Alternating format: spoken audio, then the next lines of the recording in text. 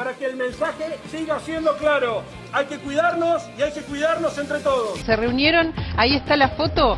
Esta foto es nueva, es muy parecida a todas las fotos de los aislamientos cuando se extienden. Esta foto es nueva, es muy parecida a todas las fotos de los aislamientos cuando se extienden. Lamentablemente, en la política argentina, lo más fácil siempre es sacarle recursos al sector privado para dárselos al sector público, que como cada vez gasta más, no hay nada que le alcance.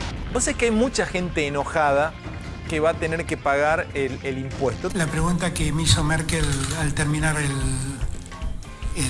nuestra cena es: nunca entendí por qué en Argentina los ricos no pagan más impuestos. El gobierno desplegó una amplia batería de medidas como el ATP, IFE, subsidios, préstamos, pero va a necesitar en algún momento un flujo tradicional de recursos, como lo puede ser el impuesto a las grandes fortunas. Lo que más siempre uno destaca y lo que más genera bronca es el no poder contarles a ustedes qué pasó, qué sucedió, cómo está la causa, no porque no queremos contar, es que no hay información. Hoy dejo de lado mi candidatura a la presidencia de Bolivia para cuidar la democracia. No es un sacrificio, es un honor, porque lo hago ante el riesgo de que se divida el voto democrático entre varios candidatos y que a consecuencia de esa división, el MAS acabe ganando la elección.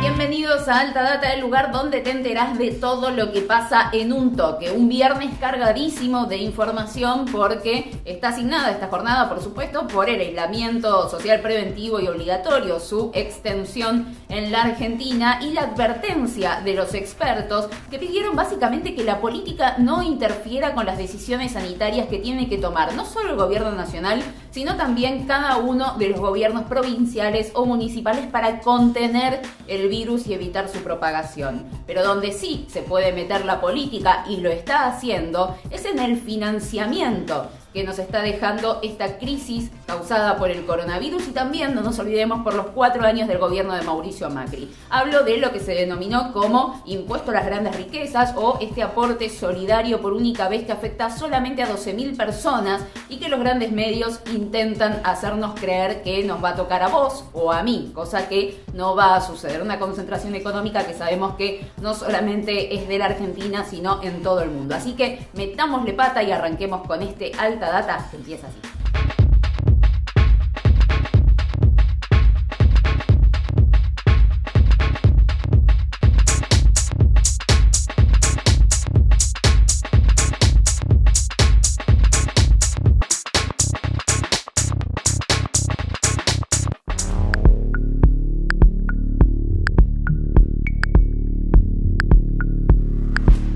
Arrancamos con las cifras de coronavirus en la Argentina. Según el Ministerio de Salud de la Nación, el país ya tiene 601.713 infectados de COVID-19, 12.701 en las últimas 24 horas.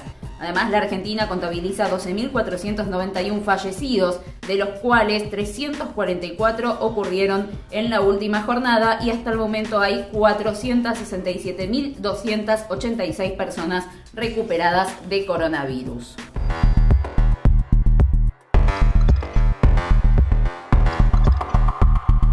Este virus nuevo, el COVID-19, ya no es solamente una preocupación del AMBA, de la zona de la ciudad de Buenos Aires y el conurbano bonaerense, porque la tendencia de expansión hacia el interior del país está preocupando cada vez más. Acá tenemos: Santa Fe registró 1.362 casos en un solo día y en total ya tiene más de 23.000 infectados desde que llegó la enfermedad. También se mostraron números altos en las provincias de Córdoba y Mendoza. La primera registró 757 contagios, mientras que la segunda tuvo 566 casos.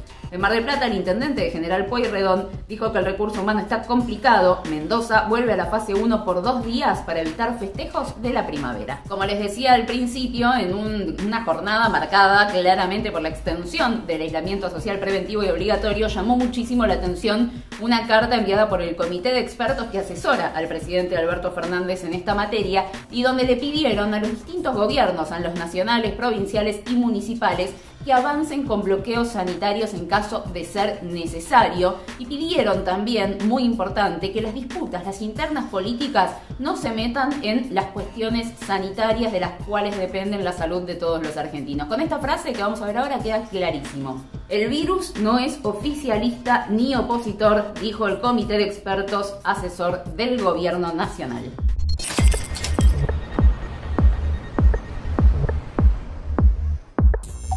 Vamos con algunas noticias económicas porque ayer el INDEC presentó el índice de pobreza de agosto. ¿Cuánto necesita una familia tipo compuesta por 2 personas adultas y 2 menores para no caer debajo de la línea de la pobreza? Veamos los datos oficiales. 45.478 pesos necesita una familia para no ser pobre según el INDEC. Y ahora veamos cuánto aumentó la canasta básica total de julio a agosto y cuánto llevamos ya en todo el 2020.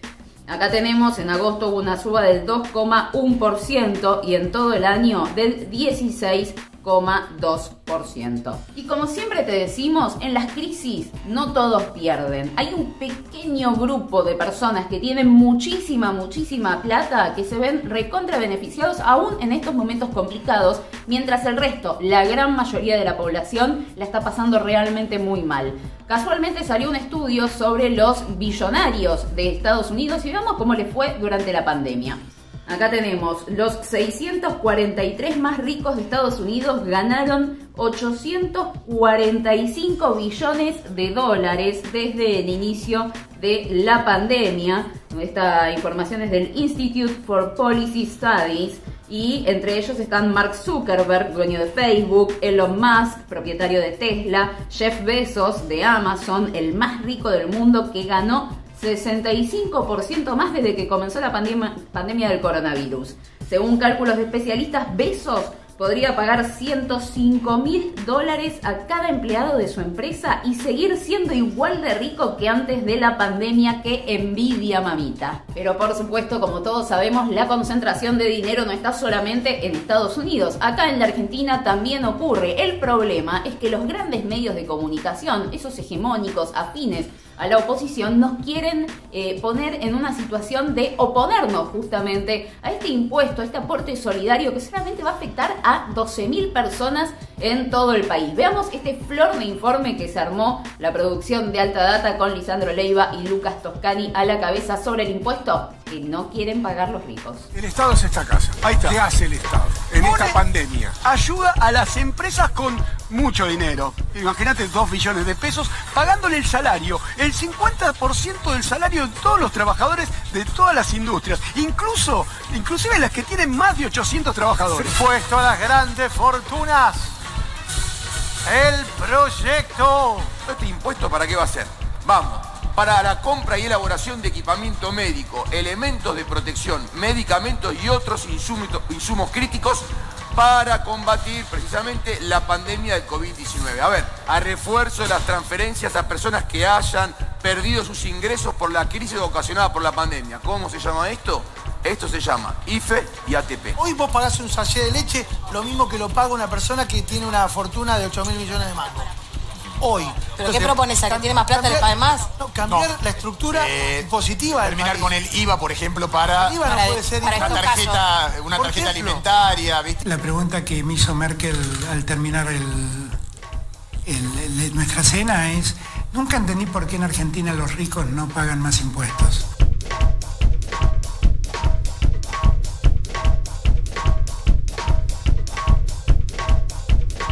El impuesto a las grandes fortunas, ¿lo voy a tener que pagar si soy inquilino pero tengo un autito? ¿Y si soy dueño de mi propio departamento y además pude ahorrar $10.000? ¿Y si heredé 3 inmuebles, voy a tener que pagar el impuesto a las grandes fortunas? La idea es que no, solamente lo van a tener que pagar 12.000 personas, que son las que tienen en Argentina más de 200 millones de pesos.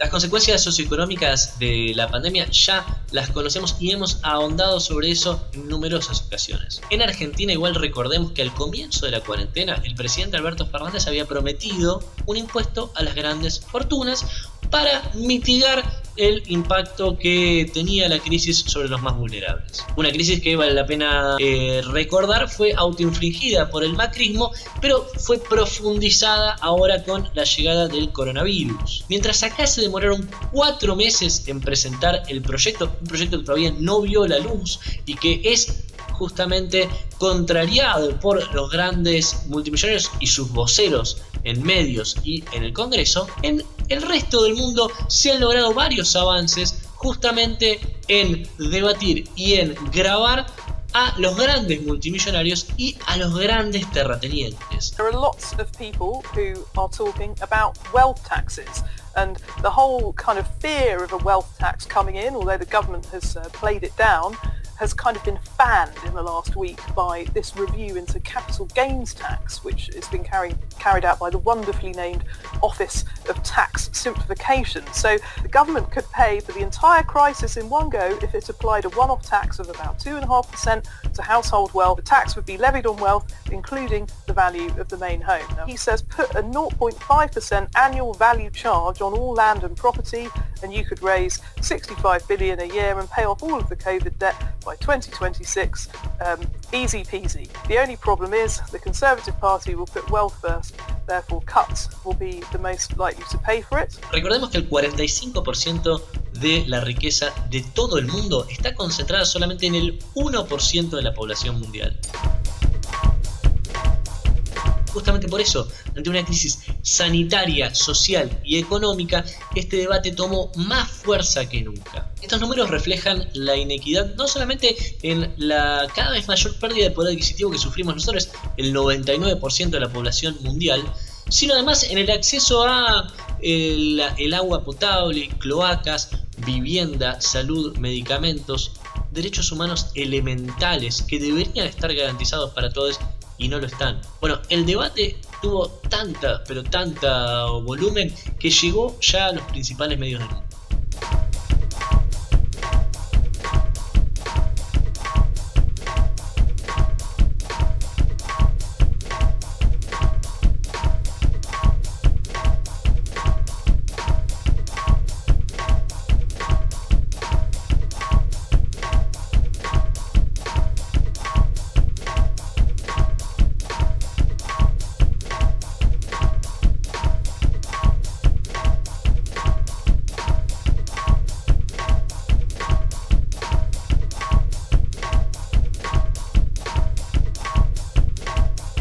El gobierno desplegó una amplia batería de medidas como el ATP, IFE, subsidios, préstamos, pero va a necesitar en algún momento un flujo adicional de recursos como lo puede ser el impuesto a las grandes fortunas, justamente para tratar de encarar la post-pandemia y todas las herramientas que necesite desplegar para eso. El 76% de la opinión pública apoya un impuesto a las grandes fortunas. ¿Por qué no lo lleva adelante el gobierno? Porque eso es un tema que tiene que resolver el Congreso. Cada vez que yo digo esto, hay quien interpreta que yo me quiero sacar el problema de encima. No. ¿Usted lo acompaña a ese proyecto? Pero absolutamente, y lo estuvimos viendo con Máximo y Carlos Heller. Lo que pagamos todos en nuestros sueldos, todo eso junto es proporcionalmente más que lo que pagan las grandes empresas. No puede ser que los que viven de un sueldo aporten de ganancias más que el conjunto de las grandes fortunas argentinas. Yo nunca me olvido que en febrero, cuando estuve con Merkel, la pregunta que me hizo Merkel al terminar nuestra cena es: nunca entendí por qué en Argentina los ricos no pagan más impuestos. Bueno, tal vez en este momento los que más tienen podrían apoyarnos un poco más al resto de los argentinos. El proyecto de ley del gobierno que está en el Congreso lo que busca es gravar una porción ínfima entre el 2 y 3,5% de aquellas fortunas que superen los 200 millones de pesos. Estamos hablando de 12.000 personas, o sea, es el 0,003% de la sociedad, casi nadie. Ahora, se busca recaudar con esto 300.000 millones de pesos. ¿Es mucho? Sí, es mucho. Ahora, no es suficiente para la cantidad de medidas que el gobierno necesita aplicar.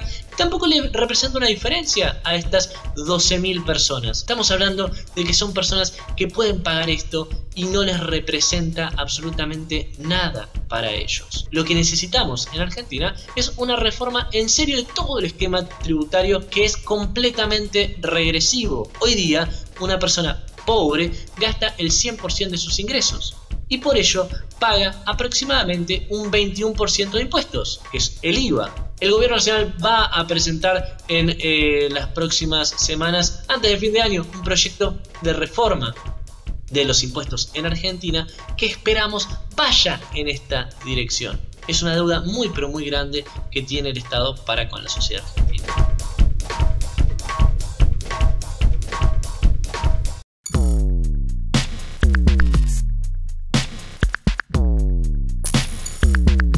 Y ahora es momento de ponernos un poco más livianitos, tal vez reírnos, porque incluso de estas cosas también hay que reírse. Vamos a ver al periodismo argentino en todo su esplendor y arrancamos por Eduardo Feynman. Tal vez hayan visto el papelón que tuvo lugar ayer cuando, con una publicación que después se viralizó, por supuesto, quiso comparar a la moneda argentina, al peso, con la moneda somalí, el chelín, intentando hacernos creer que el chelín valía más que el peso. Pero parece que se equivocó. Ahí vemos el tuit de Feynman: el chelín somalí vale más que el peso, así estamos, vamos a poner a la Argentina de pie, citando al gobierno nacional. Pero vemos que Feynman pone la imagen de la tabla de la conversión, donde un chelín equivale a 0,13 pesos argentinos. Pero Feynman, que tiene que volver a la escuela porque esa tabla justamente indica que el peso argentino vale casi 8 veces más que la moneda africana, parece que no le alcanzó para comprender la situación. Recordemos que hace poco Feynman ponía mensajes como estos en sus redes. Ahí vemos otro tuit donde decía: de 4 chicos que ingresaron al colegio, 2 terminan. De los 2 que siguen, solo 1 comprende textos. Sin educación, Argentina no tiene destino. ¿Qué podemos concluir de todo esto? Es lo que nos preguntamos. Que si Feynman fue al colegio y fue de los 2 chicos que lo terminó, seguro que fue el que no comprende textos. Pero bueno, como todo, el periodismo puede fallar y cuando no tiene recursos agarra a otros más burdos. Cuando le falta información la inventan, pero ojito, porque a veces puede fallar. Mirá. Una reunión sorprendente en principio, porque no imaginábamos que después de la crisis, a partir de la quita de la coparticipación, se iban a reunir. Se reunieron, ahí está la foto. Esta foto es nueva, parece, es muy parecida a todas las fotos de los aislamientos cuando se extienden. Esta foto es nueva, parece, es muy parecida a todas las fotos de los aislamientos cuando se extienden. Recién veíamos en la fotografía a Kicillof con Rodríguez Larreta. Kicillof llevaba unos papeles en la mano, en su mano derecha, si no me equivoco. Bueno, ahí lleva lo que resolvieron en reuniones de su gabinete. Ayer les comentábamos una excelente noticia que nos llenó de alegría. Muchísimas gracias por todos los mensajes que recibimos. Los 2 años del Destape Radio. Pero como queremos seguir con buenas noticias en medio de todo este caos, les confirmamos que hoy vuelve el gran Marcelo Figueras con su programa los viernes. Acá tenemos la información. Figueras vuelve al Destape Radio. Big Bang es un espacio para disfrutar de las cosas bellas. El escritor y conductor regresa al aire de la FM 107.3 todos los viernes de 23 a 1, así que ya tenemos plan para este fin de semana.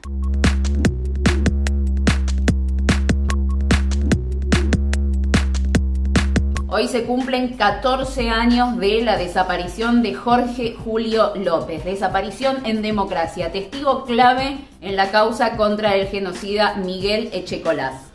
A 14 años de la segunda desaparición de Julio López. Rubén López, hijo de Jorge Julio, habló hoy con los medios de comunicación y dijo que lleva 14 años velando a su padre. Un año un poco raro, en estos días siempre pensando qué contar, qué decir. Todos los años nosotros teníamos siempre haciendo algo y siempre que sea distinto, ¿no? Y este año no vamos a hacer mucho más originales que otros por el tema de la pandemia. Lo que hagamos es virtual y no podemos hacer mucho más que eso. Pero bien, como decías en la introducción, es necesario hacerlo. En el contexto de estos 14 años que se cumplen, la verdad que lo que más siempre uno destaca y lo que más genera bronca es el no poder contarles a ustedes qué pasó, qué sucedió, cómo está la causa, no porque no queremos contar, es que no hay información. Yo estos días estuve en contacto directo con mi abogado, porque para esta fecha siempre me pongo en contacto con él, pero en forma personal, no por un mensaje o por hablar por teléfono. Me gusta ir al estudio y decir, bueno, Alfredo, ¿qué novedades tenemos para contarle a la gente que llama, a los periodistas, a los medios? Y ¿sabe qué? Me dice lo mismo que el año pasado. ¿Y sabe qué me dijo el año pasado? Lo mismo que el anterior. Y así, no hay nada nuevo.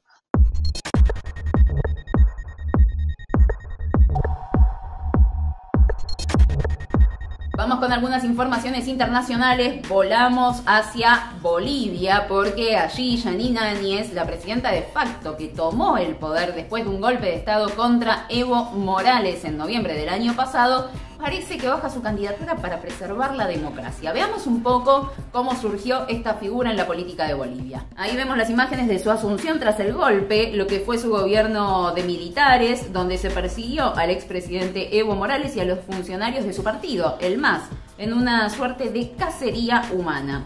De cara a las elecciones que se realizan el mes que viene, en octubre, Áñez bajó su candidatura para intentar bloquear una potencial victoria del MAS. Sí, esta mujer que asumió gracias a un golpe dijo, si no nos unimos, vuelve Morales, vuelve la dictadura, algo increíble. Hoy dejo de lado mi candidatura a la presidencia de Bolivia para cuidar la democracia. No es un sacrificio, es un honor, porque lo hago ante el riesgo de que se divida el voto democrático entre varios candidatos y que a consecuencia de esa división, el MAS acabe ganando la elección. Lo hago por la unidad de los que amamos la democracia. Lo hago para ayudar a la victoria de los que no queremos la dictadura. Y lo hago en homenaje a la lucha que ha sostenido el pueblo boliviano para que se vaya por siempre la dictadura. Si no nos unimos, vuelve Morales. Si no nos unimos, la democracia pierde. Si no nos unimos, la dictadura gana. En suma, hoy dejo de lado mi candidatura en homenaje a la libertad y a la democracia.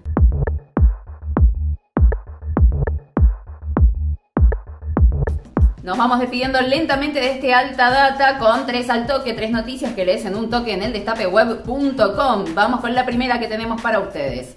En este caso, fallo a favor de Cristina Kirchner en el juicio contra Google. La vicepresidenta obtuvo una resolución a su favor en la demanda que le inició a Google por presentarla en su buscador como ladrona de la nación argentina. La Cámara Civil y Comercial rechazó la apelación de Google, que quería impedir el acceso a sus servidores y habilitó que se hagan los peritajes informáticos para saber cómo se generó ese contenido, cuánto tiempo estuvo visible y poder así cuantificar el daño causado.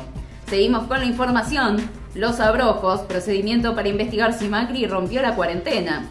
En las últimas horas hubo un procedimiento en la Quinta Los Abrojos donde reside el expresidente Mauricio Macri. La investigación se llevó adelante por una presunta violación de la cuarentena tras el retorno de Europa del exmandatario. Y finalmente, otro ejemplo que se cae. Israel anuncia confinamiento total por rebrote de coronavirus. El gobierno israelí ordenó toque de queda en 40 distritos por el aumento de casos. El país había sido puesto como ejemplo por su apertura gradual.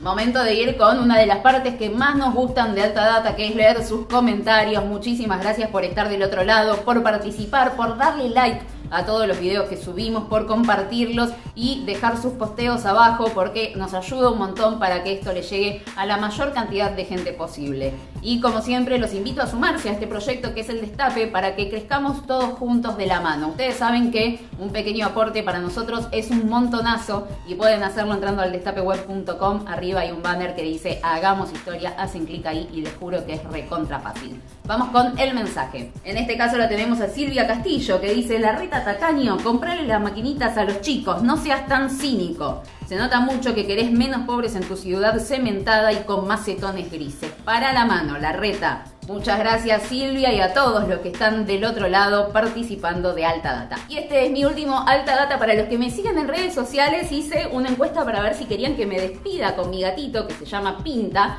Lo encuentran como Yo Soy Pinta en Instagram por si quieren ver todas sus aventuras. Se portó muy bien, me mordió el micrófono varias veces, se me trepó en las piernas cuando estaba hablándoles a todos ustedes, pero se bancó como un campeón estas 2 semanas. Mañana está cumpliendo 1 año, así que si lo quieren saludar en las redes, todo bien. Está medio ofendido porque lo llevé al veterinario, pero junto a Pinta, que es machito, ¿sí? Y tiene su nombre por la cerveza, nos despedimos. Les agradezco mucho a todos ustedes por estar del otro lado, por bancar estas 2 semanas sin Jonathan. El lunes él va a volver acá al frente de Alta Data. Agradecerle un montonazo, por supuesto, a la producción por confiar en mí para cuidar este espacio durante estos días. Y nos veremos la próxima, seguramente, acá en Alta Data. Muchas gracias a todos por el aguante y por estar ahí. Nos vemos la próxima. Nosotros nos encontramos el jueves que viene y ya sabes, seamos libres, lo demás no importa nada. Chau. Puede ser tan pelotudo, viejo. Clarín ya fue, TN ya fue, La Nación también. Apoyemos a los medios que resistieron estos 4 años de Macri. Dale like al video, además déjanos un comentario, así este programa le llega a todo el mundo.